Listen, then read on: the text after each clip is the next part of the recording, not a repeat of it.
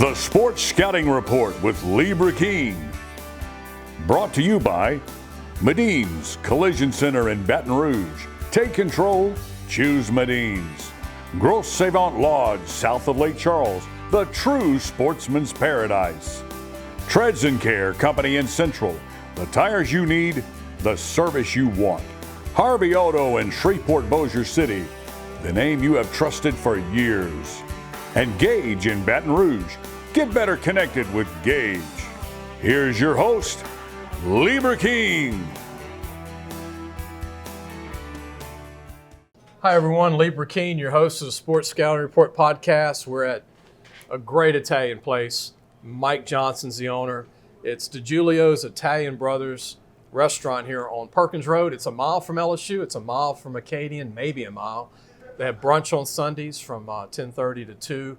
Great restaurant. I come here probably 3 days a week for the last 10 years. Homemade Italian food. Our guests today are Erath High School. We got the D coordinator and the head coach. Erath has a lot of history lately. Elijah Mitchell plays for the San Francisco 49ers running back. They have a big-time O-lineman currently at UL, Raging Cajuns in Lafayette. We're going to have a big show on Erath High School. We'll be right back. Listen, whatever you're driving right now, Tommy Harvey wants it. Bring it in to Harvey Subaru, Lexus of Shreveport, Bossier City, or John Harvey Toyota. They're paying big bucks for all trades right now. They'll cut you a check right there. Tell them Lee sent you. What does that bug man do? Not only do we do pest control, we do odor control, bat removal, moisture control, rodents, and of course, bed bug control. Give the bug man a call. We get them before they get you. Welcome back. Libra King, your host of the Sports Scouting Report podcast. Be sure to hit the subscribe button. If you're over 40 and you don't do that, trust me, it's free. Just click it. You'll see the YouTube. Hopefully our coaches will do it, but just hit subscribe. You get our shows every week too. If you like talking old school, we did a show earlier with Tyler Fossey, and now we have high school coaches from Erath.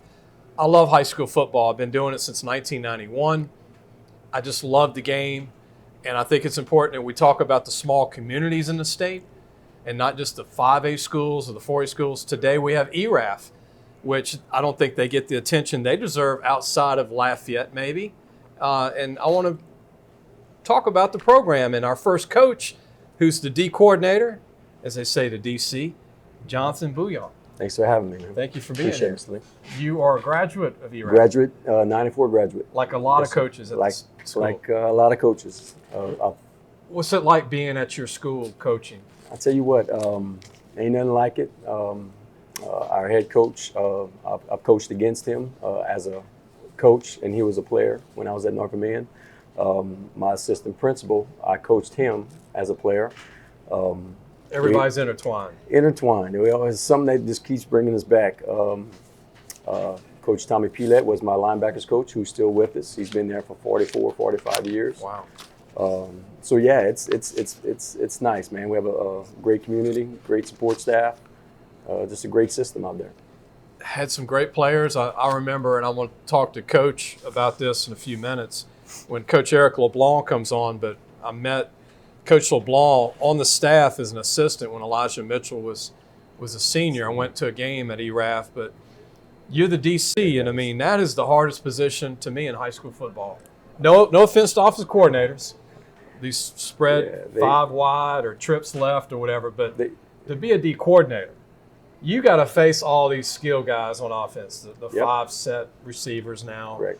the multiple looks. You play with what you have. Yes, And sir. at Erath, you might have a linebacker 5'7", 160. Yeah.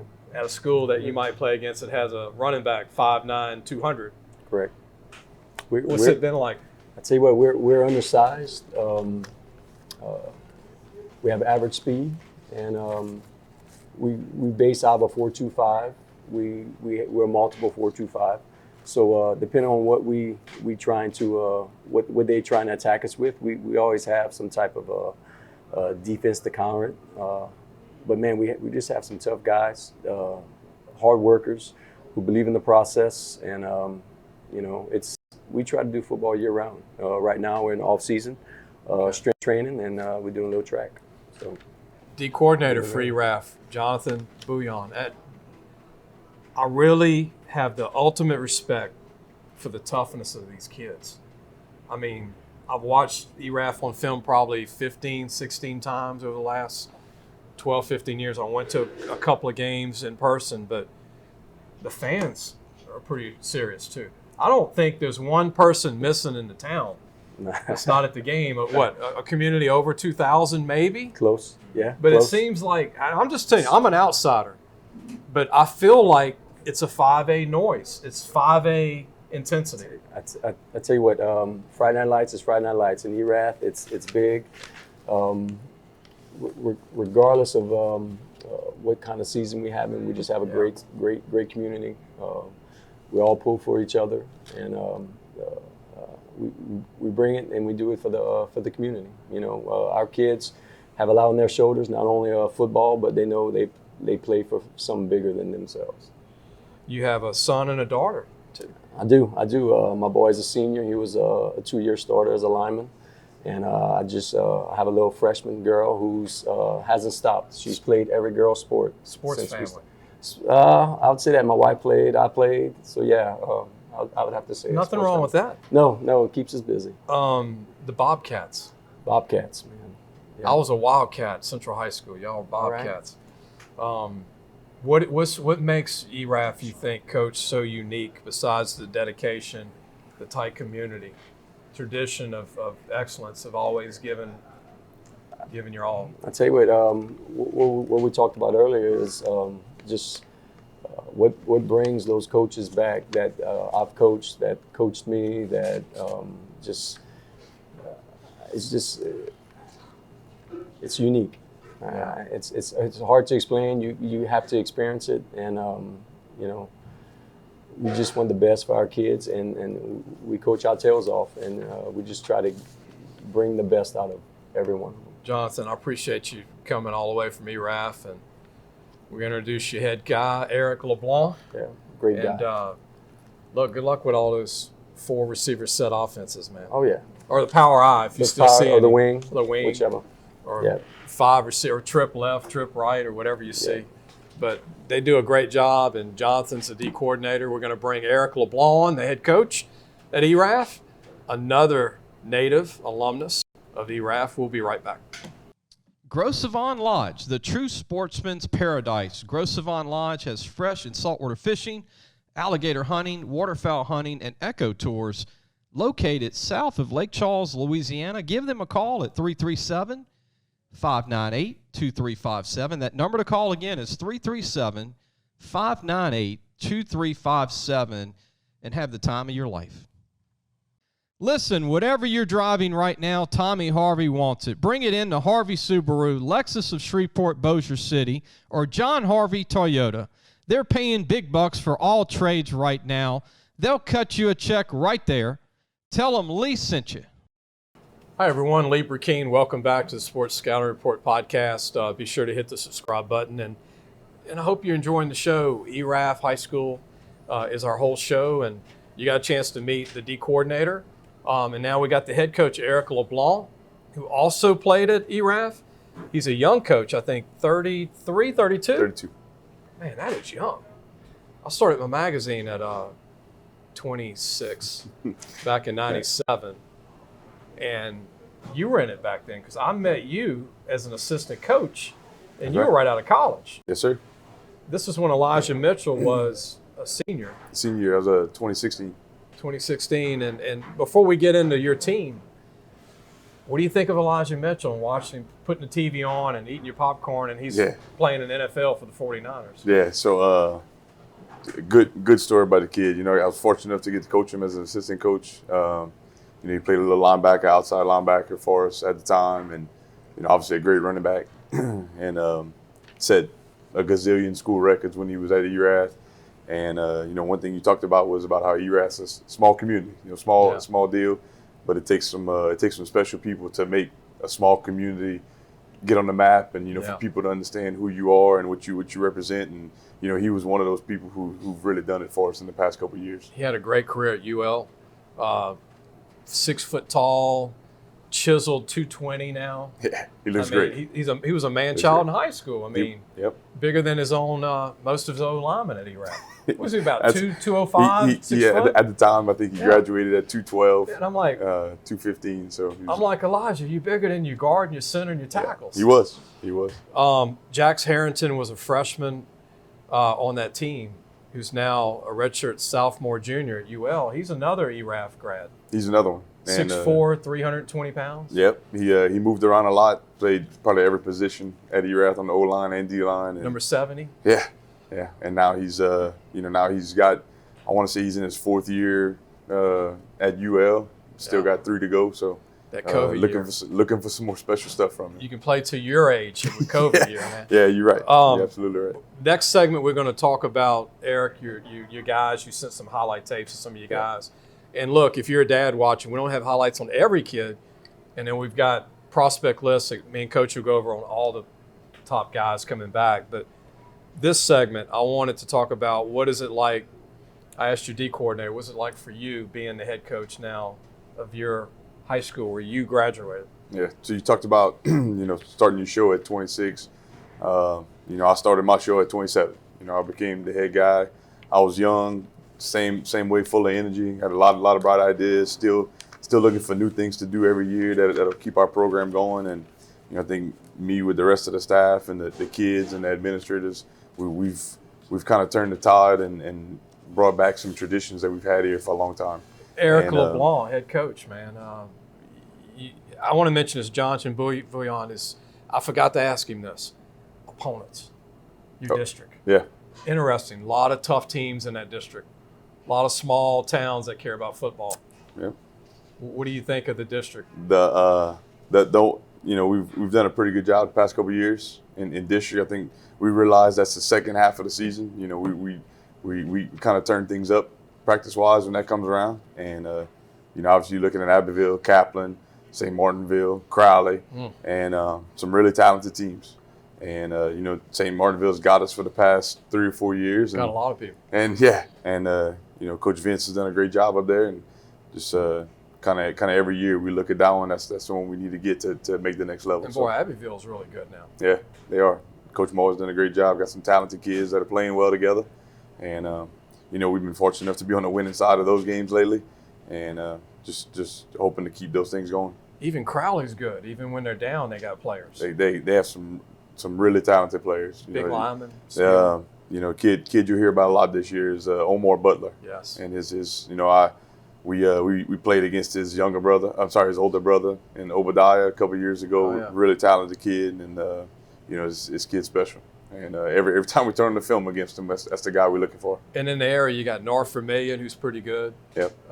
In Maurice, right, area. And then you got, Vermilion Catholic. Yeah. I mean, it's like football capital of the world in small schools in the area. Yeah. When you talk about just, again, trying to put small schools on the map, small cities on the map, and, I think the coaches in the area are doing a great job at their craft. We're going to take a break. When we come back, we're going to have more Coach Eric LeBlanc, the head coach at Erath High School. I want to talk about his players. We're going to have highlights on some of his top players coming back for the 2023 season. We'll be right back. What does that bug man do? Not only do we do pest control, we do odor control, bat removal, moisture control, rodents, and of course, bed bug control. Give the bug man a call. We get them before they get you. Gros Savon Lodge, the true sportsman's paradise. Gros Savon Lodge has fresh and saltwater fishing, alligator hunting, waterfowl hunting, and eco tours located south of Lake Charles, Louisiana. Give them a call at 337-598-2357. That number to call again is 337-598-2357, and have the time of your life. Welcome back. Lee Burkeen, your host of Sports Scouting Report podcast. We've got Eric LeBlanc, the head coach of Erath High School. Great young coach, and you met his D coordinator earlier. Just a little trivia, a little tradition on Erath. Graduates that have come out of Erath, famous people. Randy Romero, Hall of Fame jockey. Yeah. He said a lot of people know about Randy. Big time name in Erath from many years ago, many. Your dad knows him. My dad knows him. My dad's been around the horse racing for a while. So Elijah Mitchell, we talked about earlier with the 49ers, played at UL. Raging Cajuns. Doris D.L. Menard, songwriter, performer, recording artist. Yep. Went to school with his grandson. Great guy. I got to hear him sing a bunch of times. I didn't know this person. You didn't. I mean, this goes way back, but this person ran for governor 3 times. Dudley LeBlanc. He's a LeBlanc. Population close to 2,100 people. Yep, that's right. And Vermilion Parish. Yeah. Anything I'm leaving out? I believe, if my memory serves me right, D.L. Menard won a Grammy also. Wow. Yeah. Wow. Years ago. Wow. I got to go get some music and listen to it. Years I've ago. probably heard his music, but I'm not tied into it. I can guarantee you have. Is it Cajun It music? is. He's a Cajun artist. Wow. Yeah. See there, we're trying to get all this out so people realize Yeah. the history with the community. Eric, I want to talk about some of your players, and we've got you sent me some highlights of some guys, and I've got my notes right here, but I want to start with your receiver DB, Christian, and I don't want to butcher his last name, Pilet, and we're going to go ahead and roll some film on Christian. Talk about Christian and his ability. He's a 224 guy. Yeah. For you. Super talented kid. Been playing on the field since he was a freshman. Has already broken the career yards receiving record at Erath. Hard worker. Tough kid. Talented kid. Tough kid. Started both ways last year. Free safety wide out. Single-handedly, I feel like won a game for us against Donaldsonville last year. We were down 18-0, and kid scored a couple touchdowns, caught a couple great passes over the middle, ended the game with a pick 6. Donaldsonville has talent. Yeah. Really talented kids. And, so that's him. I want to mention you got a talented quarterback, probably a sleeper in the state next year. Lincoln Romero, who's 6'2", 200 pounds plus, got a lot of ability. Yeah, he does. And, you talked about being a sleeper, and I think he feels like that too. He's putting in the work to go get everything he wants and make a name for himself and put the blue and white on his back, and he's done a great job. He's a 3-sport athlete, and the kid's special. I remember the last small town guy that wasn't recruited heavily was Jake DeLong. Jake was Turlings, I believe, but back then they weren't that big of a school. But he was 6'2", 160. Your guy's a big guy, and he's got a lot of the same ability. Your outside linebacker running back who benches 275 pounds, Blake, his last name? Dotro.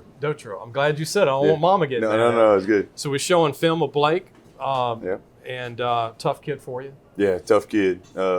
Same thing, started for 2 years already, sophomore and junior year. Played a lot as a freshman. Him and the next kid we're going to talk about played a lot of running back together. They're going to be side by side playing linebacker together next year. And, really tough kid, runs well. He's one of the faster guys on our track team. And, I'm looking for him to step up next year and be a leader for us. 170 pounds, benches twice his weight. That impresses me. The final guy we got highlights on is a 225 graduate, Mason Abear. I've got that one. 5'6", 5'7", 180, 185. You said this kid's had surgeries. He can't wait to get back to football. He's one of the toughest guys on the team. He's the prototypical kid that every coach wants on his football team. He believes wholeheartedly that size has nothing to do with ability and nothing to do with how you play football. Coach's dream. That's him. He had 2 shoulder surgeries, a knee surgery, and he's back out there running track and the toughest kid on our football team. And every day he steps on the practice field, he's a leader. No excuses. There's no such other thing as 100%. Man, that's him. That's a coach's dream. Yeah, that's him. The last film we have is on Mason Abear. You saw Christian, you saw Lincoln, Blake, and now Mason. And here's some guys we want to talk about, not film-wise, but Bo, your corner, Bo. Yep, Bo. He's speed guy, pure speed, and he'll be playing some wide out next year.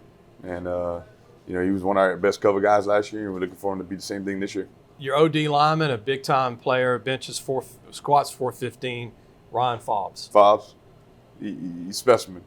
You look at him, he's big. He's built like a box, and hopefully he's gonna be an anchor for us again at left tackle and on the defensive line, and continue to work in both ways.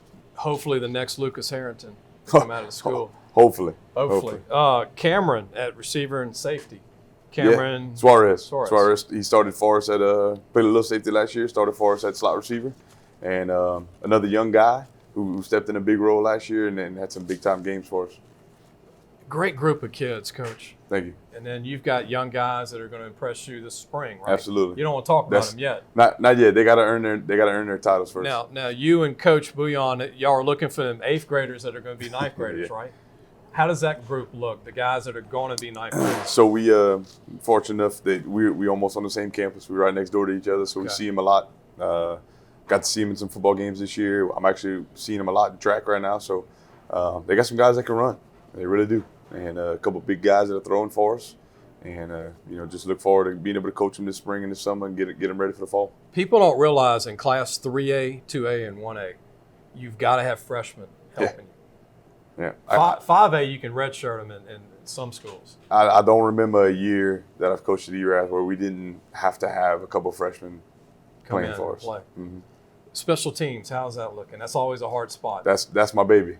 That's the one. That's the one that I harp on the most, and that's where we attack. And I tell them it's not a spot that it's not for freshmen. It's not for guys that are younger. But if you're gonna earn a role, if a freshman's gonna earn a role, they're gonna earn a role on special teams. You're gonna love this question. I think Coach will love it too. Yeah. People don't talk about this enough, and I want to ask you how you do it. What is the process of finding your long snappers when you don't have one coming back? What's that like? In the summer. So I actually I long snapped for a couple of years while I was at McNeese. Okay. So it's something I know a lot about. We start in the summer. We're gonna find one, but we're gonna really find 5. Because if I can get 5, then I know I'm never gonna be in trouble. Keep it going. Yeah, absolutely. And it's kind of like building a quarterback. You try to find one in every class. So you personally teach that position? I do. Because you played it. Yeah. And but it's I think it's one that makes the biggest difference on the field because if you get one bad snap, it's not like a get sacked. It's a turnover on downs plus losing 20. So I've talked to some of these long specialist gurus around the country. Some in California, Arizona. Right. All these guys, and they said this position doesn't take as long to learn. It doesn't. Right. It doesn't. You agree? But when you I think he's got more pressure than a lot of other positions on the field. One bad snap. So it just takes one. But there's field goal snaps, punting, that's a little longer. Yeah. And extra points. Yeah. So you're doing 3, right? We try. Use the same guy for all 3? No, we don't. We end up finding a guy who's more of an offensive lineman type on field goals and extra points. Okay. And those guys have become, just because they're wider bodies. People don't realize that. They think it's the same guy. Yeah. Sometimes it is for us. It hasn't been very often, but yeah. That is miserable, though, if you have that one bad snap. You can have 100 good ones. It changes the game. They talk about, block punts and, those type of things on bad snaps, so it changes the ball game.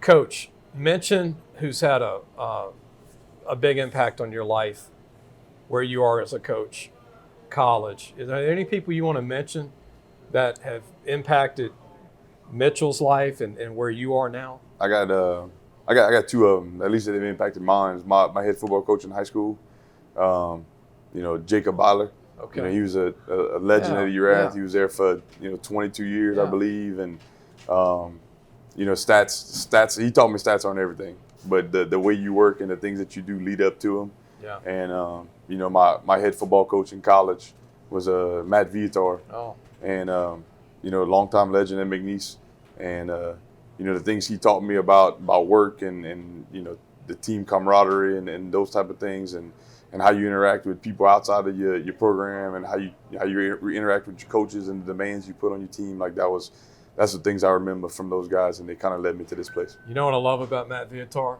He was a high school coach at Sulphur. That's right. Before he was a college guy, so he gets high school coaches. That's right. I mean, he was a high school guy for a long time. Absolutely.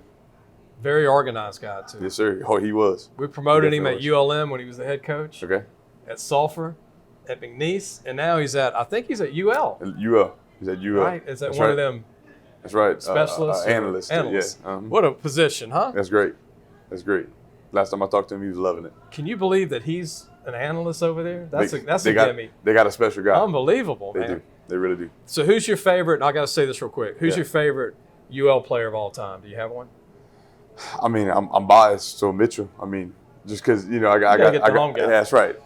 What about you have an LSU? Do you follow it? You have an LSU? I played against LSU, so I became not a fan for a while, and then I'm back on board. So Burrow, I say Joe Burrow.